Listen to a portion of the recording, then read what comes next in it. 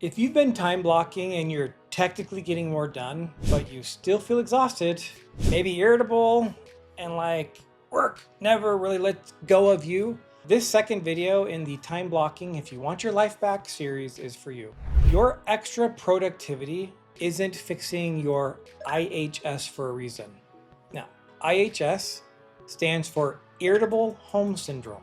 It's when a business owner comes home grumpy and short-tempered, not because they're bad spouses or parents, because work never actually lets them be done. They're still replaying emails, conversations, and problems while they're sitting at the dinner table. That's IHS. Despite the extra productivity from time blocking, IHS doesn't go away because there's still one thing missing from your time blocking, and that's recovery. Most people only schedule work, and then they think when they have those rare moments when they aren't working, that they are recovering. Look, recovery isn't the absence of work, and recovery needs to be scheduled. Time blocking is a great way to increase productivity, but it only lets you take your life back and have that freedom when you specifically time block time to recover. So a quick reminder on the definition we're working with for this series. Time blocking is where you divide your day into specific time slots and assign each block a job. As Cal Newport says, give every minute of the day a job. Time blocking works because it reduces decision fatigue, protects focus time, and limits how reactive you are. But remember the goal. We don't get more productive just to do more work. We get more productive so that when we go home, we can be present at home. That's freedom. The thing productivity experts never account for is that focus during your work blocks is not infinite. The Princeton Neurological Institute discovered that our brains naturally cycle between a state of focus and a state of distractibility. Focus, distraction, focus, distraction. You see, there are two natural states for our brain, not just one state of focus. And then if you can't focus, well, it just means you suck and need to try harder. Productivity experts with their infused essence of hustle culture only talk about discipline and motivation. And your struggle to stay focused just means you need to be more disciplined, you pathetic loser. Convenient that they leave out the science on how we function as humans. Without recovery, your ability to focus decreases, even if the schedule looks perfect. It's because your brain needs a cycle of distractibility. Your brain does not care that Mr. Hustle Culture told you to just step up and stop complaining, and that's how you'll find success. Now, don't get me wrong, you can be ambitious, have lofty goals. Those are good things.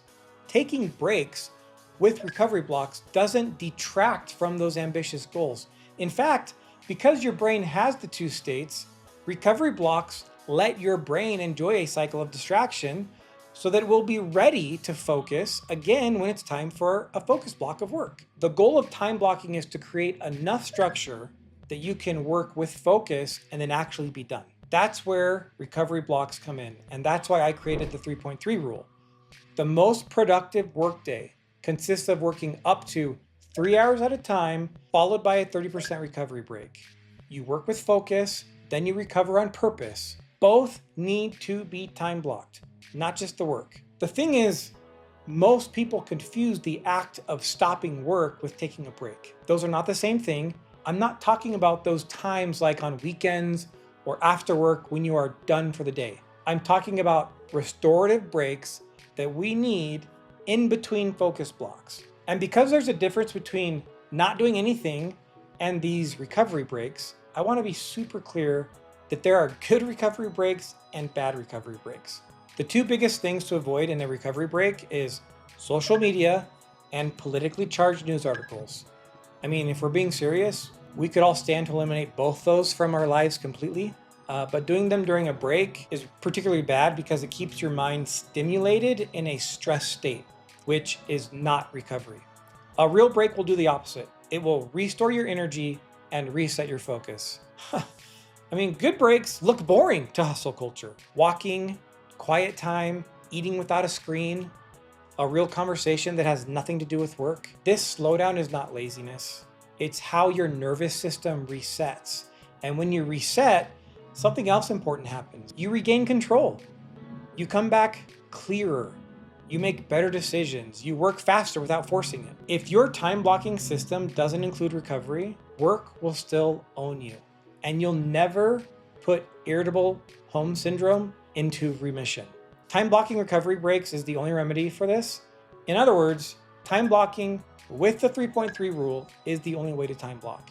It's how you take your life back from work. In the next video, I'll show you how to take that endless to-do list and turn it into a time-blocked calendar that actually respects your capacity and your energy.